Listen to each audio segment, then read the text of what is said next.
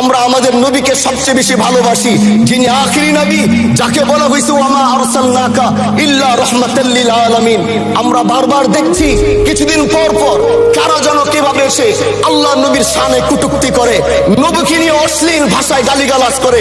এই দেশের মানুষ নামাজ না পড়লেও যদি কেউ নবীকে কটূক্তি করে তার কলিজা ছিঁড়ে যায়, সে রাজপথে নেমে যায়।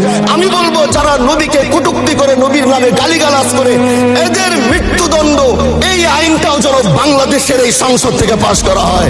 মাননীয় স্পিকার, এলাকায় বলেছিলাম যে আমরা ন্যায়ের পক্ষে কথা বলবো, ইনসাফের পক্ষে কথা বলবো।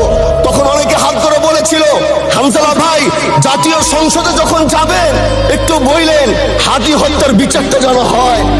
ন্যায়ের পক্ষে কথা বলেছিল, ইনসাফের আওয়াজ দিয়েছিল।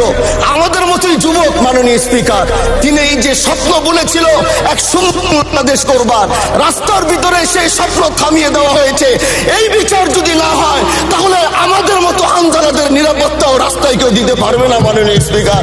এই জন্য আপনার মাধ্যমে আমি বলতে চাই, হাদি হত্যার বিচার যেন সুনিশ্চিত করা হয়।